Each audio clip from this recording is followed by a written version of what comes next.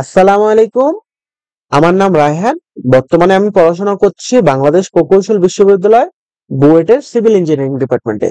আজকের এই ভিডিও টিউটোরিয়ালে আমি তোমাদেরকে দেখানোর চেষ্টা করব মূল নিয়মে কিভাবে এ টু দি পাওয়ার এক্স এর অন্তরজ সহগ নির্ণয় করা যায়। ওকে, সো আমরা তো সবাই জানি যে কোন একটা ফাংশনকে যদি আমরা মূল নিয়মে অন্তরীকরণ করতে চাই তখন আসলে আমরা এই ফর্মুলাটা ইউজ করি, তাই না? সো এই ফর্মুলাটার এই যে F of x F of x equal to হচ্ছে এফ অফ এক্স হচ্ছে আমরা যেই ফাংশনটার অন্তরীকরণ করতে চাচ্ছি সেই ফাংশনটা। সো আমরা f of x equal to লিখতে পারবো a to the power x, আর f of x plus h f of x plus h equal to আমরা লিখতে পারবো a to the power x plus h, তাই তো? আর দেখো সূচকের সূত্র অনুসারে a to the power x plus h কে কিন্তু আমরা লিখতে পারি এ টু দি পাওয়ার এক্স গুণ a to the power h. So দেখো আমরা এখন এই ফর্মুলাটা অ্যাপ্লাই করার চেষ্টা করি।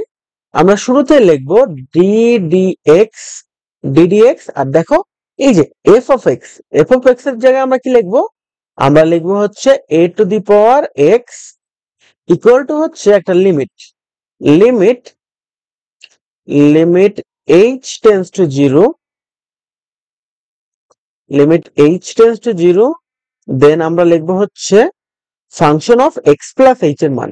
So function of x plus h এর মান হচ্ছে a to the power x গুণ a to the power H, দেন সূত্র অনুসারে একটা মাইনাস, আবার এই যে দেখো শেষে কি আছে ফাংশন অফ এক্স আছে না?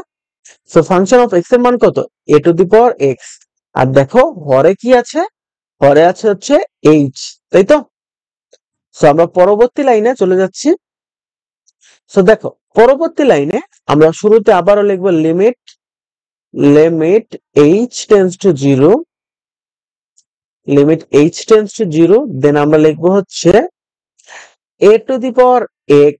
দেখো তো এইখান থেকে আর এইখান থেকে যদি আমরা a two the power x common নেই তখন আমরা কি পাবো? a two the power h minus কত 1 না? আর আমাদের হরে কি থাকে? হরে থাকে হচ্ছে h। আর দেখো আমরা কিন্তু একটা ধারা সম্পর্কে জানি যে এ টু দি পাওয়ার এক্স এর একটা ধারা আছে, a to the power x equal to হচ্ছে 1 plus x divided by 1 factorial, তার সাথে গুণাকারে থাকবে হচ্ছে ln a plus plus x square divided by হচ্ছে 2x ফ্যাক্টোরিয়াল, তার সাথে গুণাকারে থাকবে হচ্ছে ln a whole square plus কত ডট ডট ডট ইনফিনিটি পর্যন্ত। সো এইটা হচ্ছে আমরা 9.1 চ্যাপ্টারে শিখছিলাম যে এই একটা ধারা আছে। ওকে, সো এই ধারাটা আমরা আমাদের এই ম্যাথটাতে ইউজ করার চেষ্টা করি। দেখো সো আমরা পরবর্তী লাইনে চলে যাচ্ছি। দেখো পরবর্তী লাইনে আমরা শুরুতেই আবারও লিখে ফেলবো limit limit h tends to 0 a to the power x divided by H, এইটাকে আমরা এক পাশে রাখলাম, দেন একটা থার্ড ব্র্যাকেট দেব। দেখো এই যে এ টু দি পাওয়ার এইচ এর বদলে আমরা এখন এই ধারাটা অ্যাপ্লাই করব। দেখো এইখানে তো এ টু দি পাওয়ার এক্স আছে, তাই না? সো এইচ এর ক্ষেত্রে কি হবে? এইচ এর ক্ষেত্রে আসলে এই এক্স গুলো হয়ে যাবে কি এইচ, আর কিছু না, আর কোনো পার্থক্য নাই। এই যে এখানে এক্স স্কোয়ার আছে, এটা কি হয়ে যাবে? এইচ স্কোয়ার হয়ে যাবে, বুঝছো? So A to the power H এর বদলে আমরা আসলে এই ধারাটা লিখবো। সো আমরা কি লিখতে পারি? আমরা লিখতে পারি 1 plus h divided by 1 factorial into হচ্ছে ln a plus h square divided by হচ্ছে 2x factorial into ln ln a ln a whole square, তাই তো? সো আমরা লিখে ফেলতেছি ln a whole square plus dot dot dot, এটা কত পর্যন্ত? ইনফিনিটি পর্যন্ত। আমরা এটাকে একটা ফার্স্ট ব্র্যাকেটে আবদ্ধ করে দিলাম, দেন দেখো এই যে এখানে কিন্তু একটা -1 আছে, দেখছো? সো আমরা এখানে কি লিখবো? -1, দেন আমাদের থার্ড ব্র্যাকেটটা ক্লোজ করে দিলাম। এখন তোমরা যদি ভালোভাবে খেয়াল করো দেখো তো এই -1 আর এই +1 কাটাকাটি না? সো আমরা পরবর্তী লাইনে কি লিখবো? আমরা পরবর্তী লাইনে লিখবো limit limit a to the h tends to 0, then আমরা লিখবো a to the power x divided by h। আর খেয়াল করো, এই যে এই যে যে ধারাটা দেখতে পাচ্ছ না, এইখান থেকে আমরা একটা h কমন নিতে পারি, এইখান থেকে একটা h কমন নিতে পারি, মানে ইনফিনিটি পর্যন্ত প্রত্যেকটা পদেই তো একটা করে h আছে, তাই না? সো আমরা এই পুরো এই রাশিটা থেকে আমরা একটা h কমন নিতে পারি কিন্তু, তাই না? সো আমরা যদি h কমন নেই তখন আমরা কি পাবো? তখন আমরা পাবো হচ্ছে ln a divided by 1 factorial plus h divided by twice factorial, তার সাথে গুণাকারে থাকবে ln a whole square plus dot dot dot infinity পর্যন্ত। ইনফ্যাক্ট এইখানে আসলে এইচ এর উচ্চতর ঘাতগুলো আছে, বুঝছো?